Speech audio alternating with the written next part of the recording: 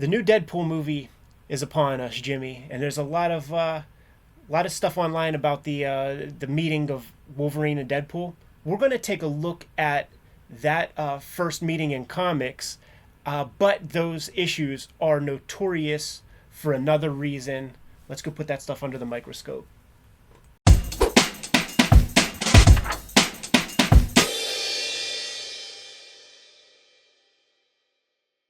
Welcome to your favorite YouTube channel, Cartoonist Kayfabe. My name is Ed Piscor. I'm Jim Rugg.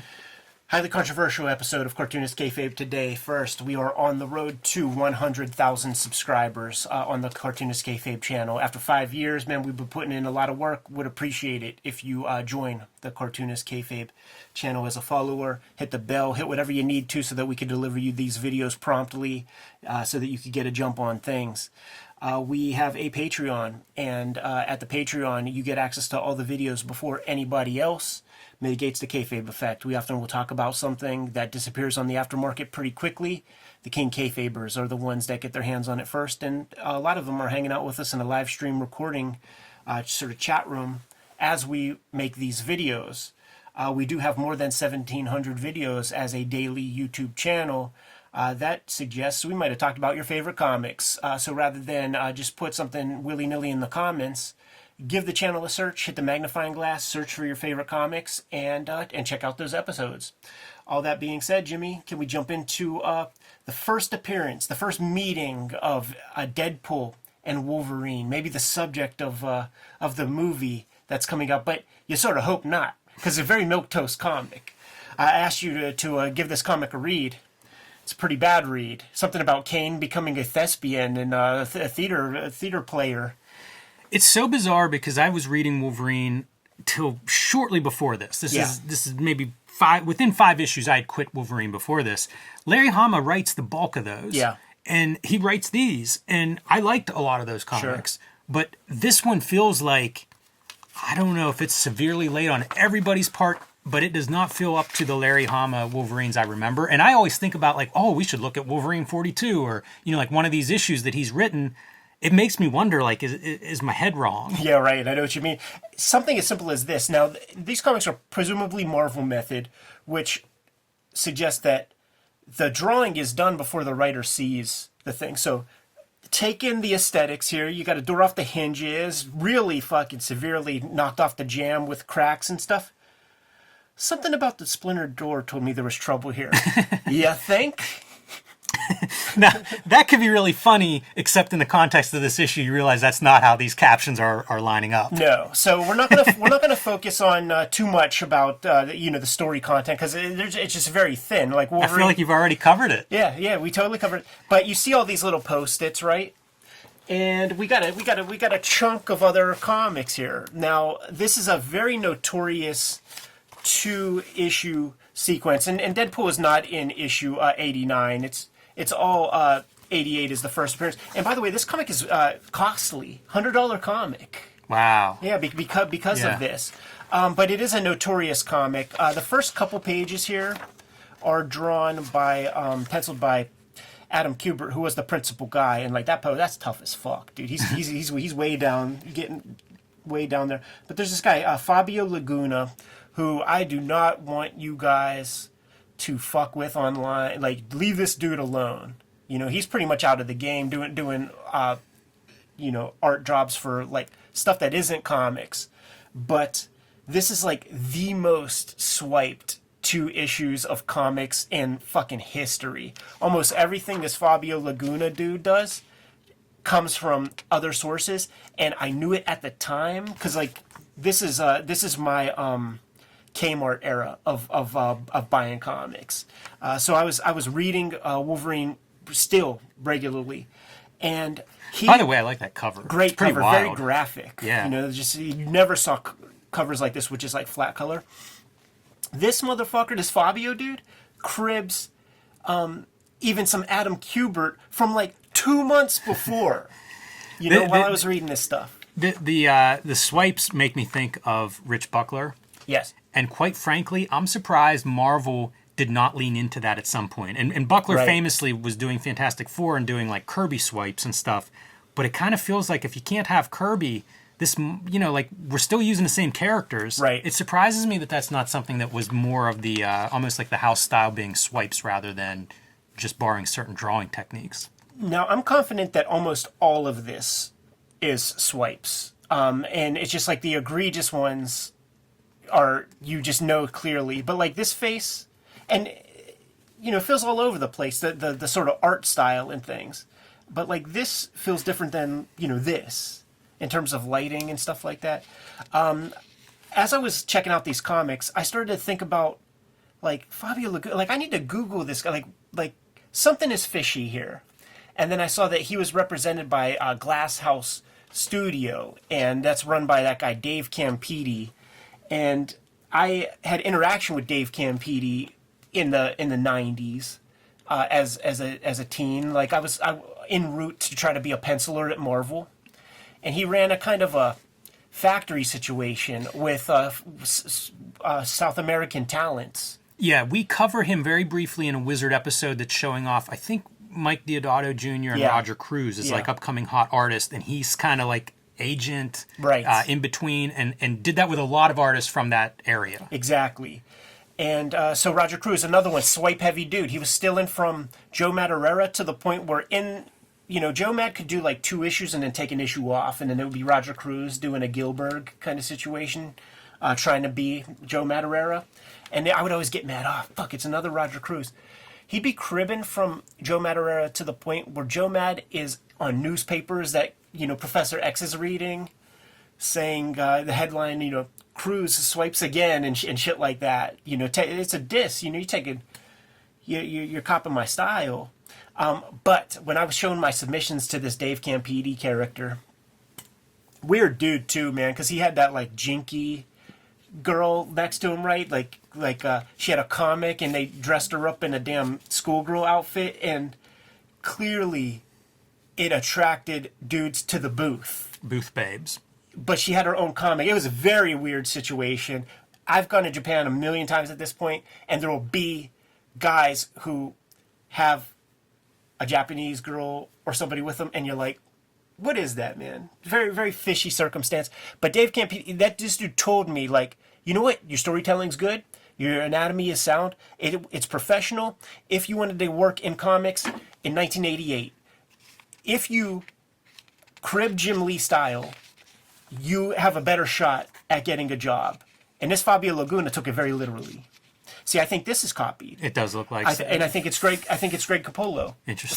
From X-Force. So you guys call out the swipes. In fact, I know this one's a swipe, and that's Colossus and X-Men 1.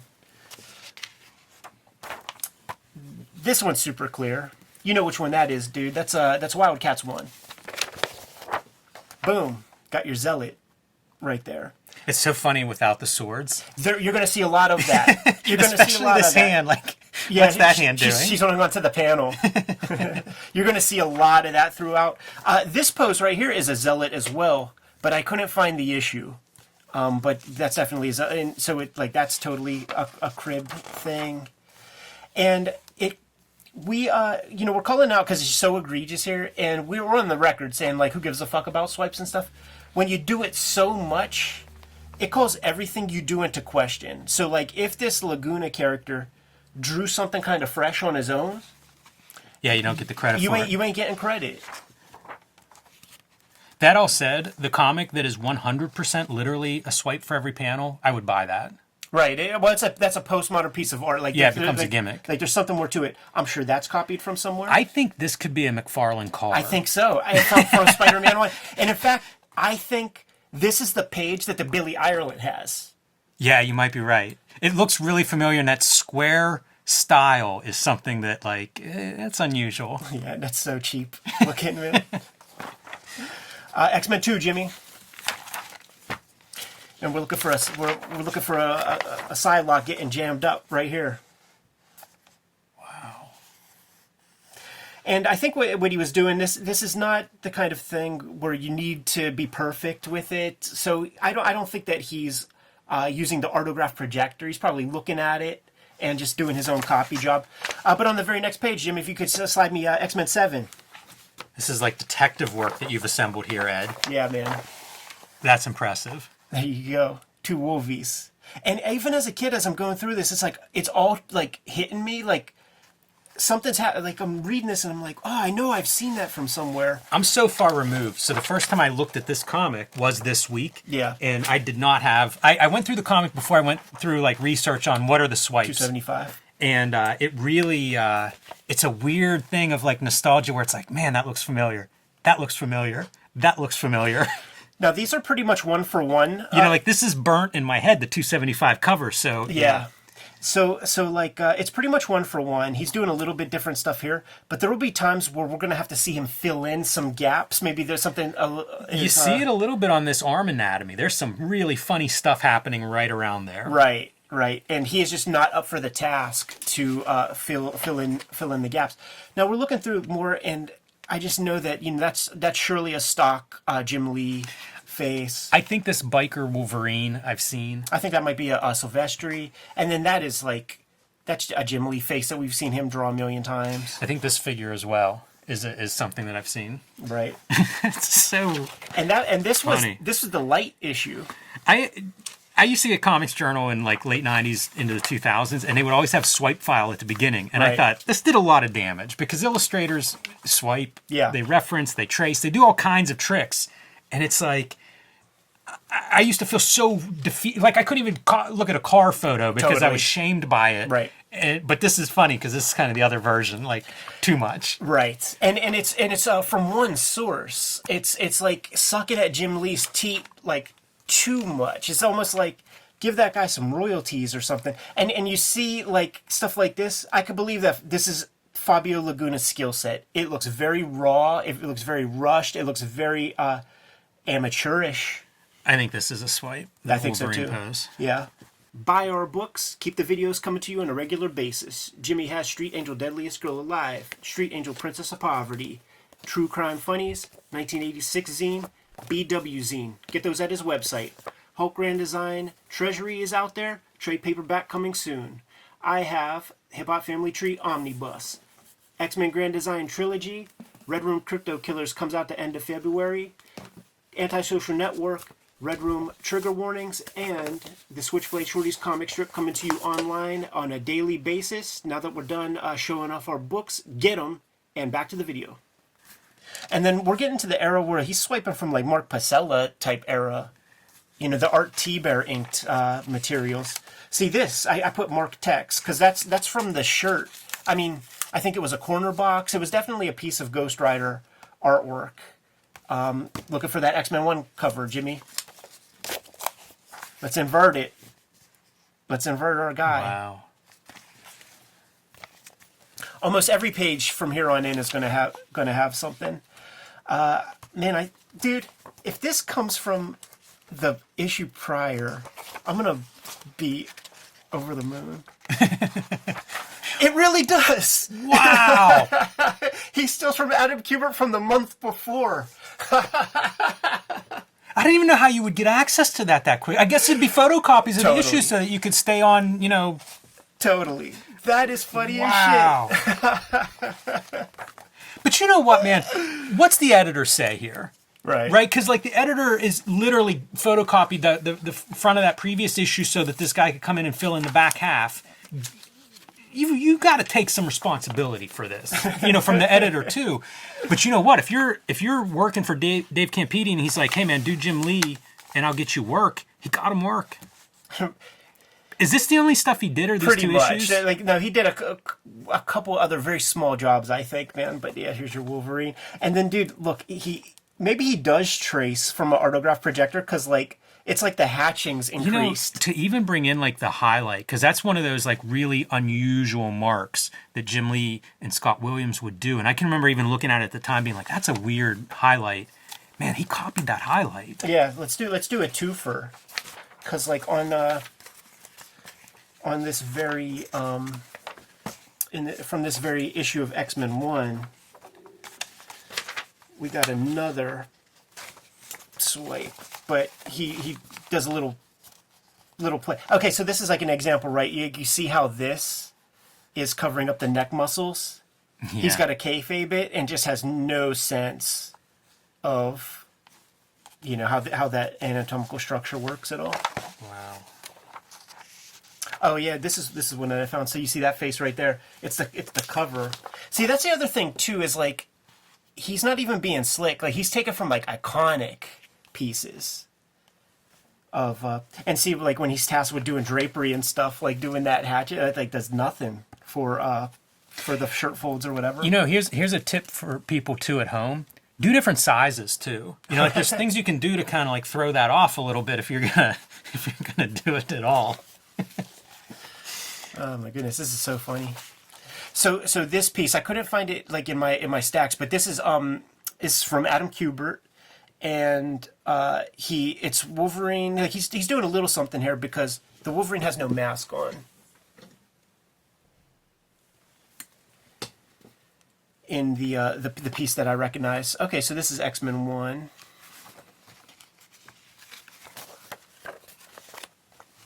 There we go, right there. I think I had the Valentine's card of this. Did he swipe this in that? This is the first time seeing. I feel like this swipe might be done twice across these two issues, but cropped a little bit differently. Maybe. That's amazing. Like swiping the same thing twice would be really Oh my great. goodness, I just recognized this one.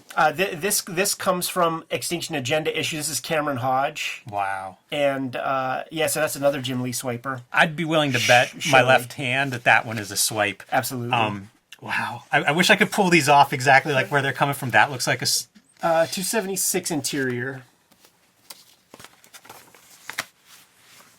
I think it's back a page. Yeah. Yeah, there you go. But I was actually looking at this because, like, maybe... Oh, no. Okay, yeah, that's definitely from the Extinction Agenda issue. Hey, I'm going to say this. This Colossus, I have seen swiped by other artists. And I can't tell you exactly where, but that is one that I have seen before. Not by this guy, but by others. And then one of the last ones we have is grab me X-Men 7.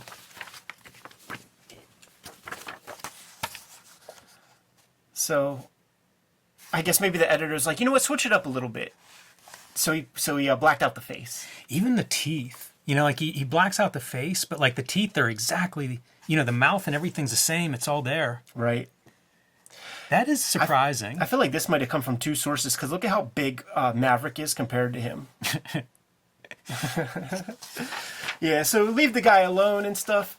I think that he was instructed in a certain fashion by Glasshouse Studio, who was his representative, because like straight from the main dude's mouth, the guy told me to, as a teenager, to copy Jim Lee. Yes. Yeah, and, you know, this could have been a young guy at the time, just trying to do anything for $1. Who knows? But it's wild. And then whenever, like, I'm going to assume that one may be not swiped. The difference between the swipes and what I assume may not be the swipe is dramatically different. Absolutely. I mean, it's very far removed. It's so bizarre, man. What a time period, the 90s and Marvel 90s. Like, no wonder... Everybody, like, comics are just plummeting at this point. I pull this issue out on the strength of this movie being released, right? It makes sense to make this video. Then I go start looking through it, and I'm like, oh no, like there's a million swipes in this comic. And then I go online, and like there are people who kind of like parse them out, and I'm like, damn, I think I have almost every single one of these issues. Makes for a fun video. Once again, leave the dude the fuck alone. No internet army bullshits. It's a fact of the matter. Yeah, it is what it is. And we have the issues. It's fun to look at and stuff. It is amusing. Don't do it like we're on the record of like swipe whatever. But you just can't do it this amount. You can't pull from all the same source. It turns out that there is a sort of unspoken rule of thumb or something when it comes to doing the swipe gimmicks. You know that what's funny is we both got an email maybe a week ago, and it was a Wally Wood. Hey, is this a Wally Wood swipe? And I mean, it looked like a trace job over a Joe Orlando. Yeah, Wally Wood did the swiping. Yes, and I mean, famous for saying, you know, what is it? Copy what? I forget to. Yeah, don't draw what you can copy. Don't copy what you could cut out and paste up. And then there was like one other one. I think one was about stealing. Yeah. And so it's a long tradition in comics. It's a deadline saver, I guess. Man, I don't know. It's interesting. Makes for a fun episode. But you could find, like I said, Comics Journal every single month for a long time ran swipe files. Right. To the point that, like, my friends, we would look and you would pull out swipes. I mean, there's a long history of that in American comics. And maybe international comics for all I know. Yeah, but this is probably the most notorious swiped set of comics. Yes. Good to go? I am. Kayfabers, like, follow, subscribe to the YouTube channel. Hit the bell so that we can notify you when new videos are available. We are on the road to 100,000 subscribers. Thank you very much. And if you get anything out of these videos, if you dig what we produce, make sure that you follow the channel, and it helps us out a lot to have a good subscriber base. The videos are ultimately brought to you by the books that we make, but we have a Patreon, and the Patreon is there for you to mitigate the kayfabe effect, become one of our biggest supporters, and you get all the videos before anybody else. You also have access to the live stream recording session as we produce these videos. Link in the description below for the Patreon. We have more than 1,700 videos out there, and we might have talked about some of your favorite comics. So make sure you hit the magnifying glass on the front page of the Kayfabe YouTube channel. Check out the channel, pop in your favorite titles, check out those episodes. If we haven't talked about your favorite comics, then by all means put something in the comments so that we can push those books a little bit higher on our to-read piles. Ultimately, the videos are brought to you by the books that we make. Right now, I've been working on Switchblade Shorties, which is my daily comic strip. You can find it on all of our social media platforms, the Kayfabe stuff, my own personal social media platforms, Twitter, Facebook, Instagram. There's a dedicated Switchblade Shorties Instagram, and it's also on Webtoon in its full archive. The Hip Hop Family Tree Omnibus is going quick, and it is $45 on Amazon at the moment. So scoop it up if you haven't. It's almost freaking half off, so you can't beat that with a stick. Best book I made to date. X-Men Grand Design Trilogy trade paperback. Contains all of my X-Men Grand Design works. It's the one place where you could get it all inside of one handy-dandy cover. Red Room Crypto Killers is coming out at the end of February, part of a trilogy of trade paperbacks, but you don't need to start with the first one because each contains 4 self-contained stories. So if you grab this first, Crypto Killers, then at a later time you could read the Antisocial Network or Trigger Warnings. Jimmy, why don't you let the people know what's out there? I have Street Angel, Deadliest Squirrel Alive, and Street Angel, Princess of Poverty, both available right now from Image Comics. These are also self-contained totally. One is black and white, one is full color. The Homeless Ninja on a Skateboard, perfect for the action comics or superhero comics fan in your life. The big news for me is the self-published comics, True Crime Funnies, the 1986 zine, and the BW zine celebrating the 80s black and white explosion. These are self-published. You can get them on my website, jimrugg.com, or my Patreon, patreon.com/jimrugg. They've been out of print and unavailable. They will be back and available March 6th. So if you missed those, March 6th, you can pick those up. And Hulk Grand Design. This is a treasury-sized edition, out of print. However, the trade paperback coming out in May this year, and that is available now for pre-order. So let Marvel know they need to keep these things in print by pre-ordering that one wherever you pre-order books. The books are the most important way to kind of keep things on the tracks. But there are some direct ways to support Cartoonist Kayfabe. Jimmy, let the people know. Subscribe to the Cartoonist Kayfabe e-newsletter at the links below this video. You can also pick up Cartoonist Kayfabe t-shirts, merchandise, hats, stickers, and more at our spread shop. That link is also under this video. There you have it. Make sure you subscribe to the channel, support the channel, keep the vids rocking. Jimmy, give them final marching orders, and we'll be on our way. Read more comics.